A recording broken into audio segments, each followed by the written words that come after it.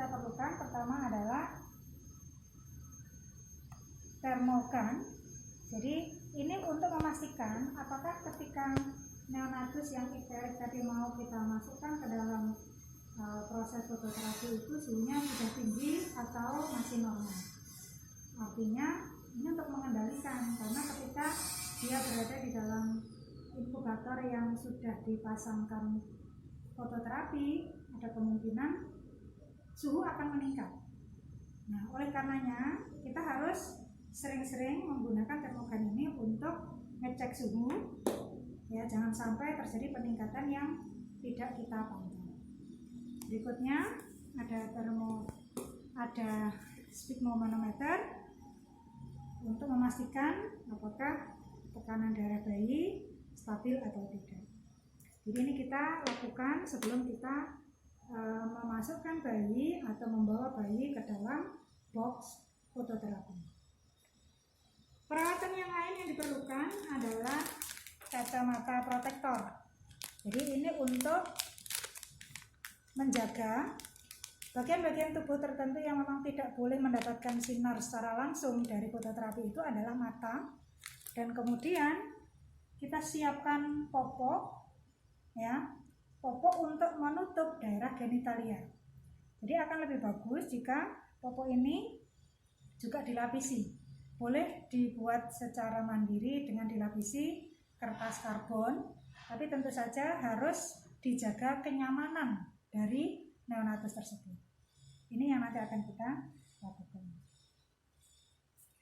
Lalu ini sebenarnya hanyalah bedong biasa, tetapi kita lipat seperti ini dari segi 4 kita buat menjadi segitiga, lalu kita lilit seperti ini sehingga menjadi lilitan yang panjang, dan ini nanti akan kita jadikan sebagai infant position, ya, infant positioning pada saat dia berada di box fototerapi. Jadi seperti ini nanti. Dengan demikian bayi tidak mudah untuk berubah posisi, karena biasanya kan kita fototerapi itu kan setiap 2 jam, 3 jam itu kan kita rubah posisinya supaya seluruh area tubuh permukaan bayi itu mendapatkan sinar. Jadi kalau misalnya dia miring, kita posisikan ini, terlentang, telungkup pun juga itu bisa kita lakukan dengan dibantu oleh infant positioning. Oke, sekarang kita akan mempraktekkan pada neonatus yang memerlukan fototerapi.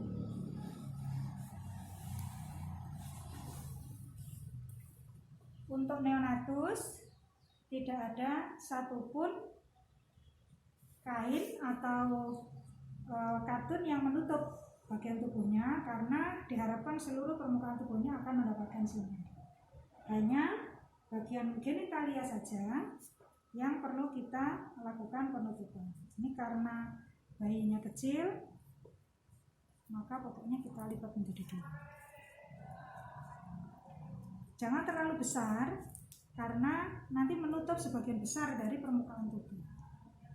Jadi yang utama ini, nah untuk lapisannya bisa saja kita buat dilapisi oleh kertas karbon. Nah, seperti ini sudah cukup untuk menutup area genital. Yang berikutnya kita gunakan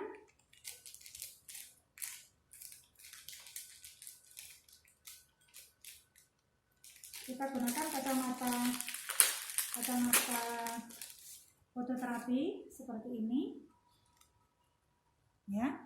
Jadi lapisan inilah yang nanti akan menjaga mata, ya, menjaga mata dari bayi.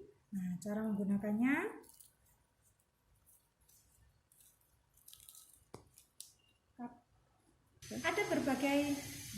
ada berbagai macam, ya, bentuk kacamata untuk fototerapi. Ini termasuk salah satunya. Jadi kalau yang ini cukup kita tempelkan begitu saja, kita tempelkan, tetapi harus dipastikan bahwa kantong yang penutup kacamata biru ini itu harus benar-benar menutup permukaan mata.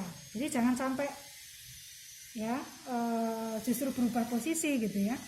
Jadi area yang cekungnya lebar ini untuk permukaan hidung, kemudian dipastikan, atau boleh juga seperti ini, kita pastikan dulu seperti ini ya.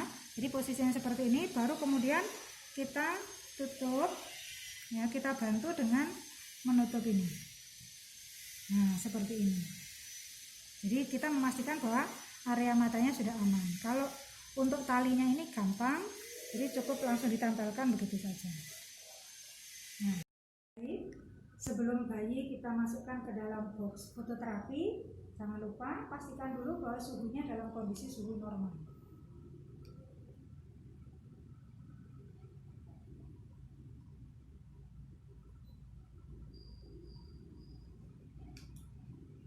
Apa kan suhu neonatus kan 35 malahan.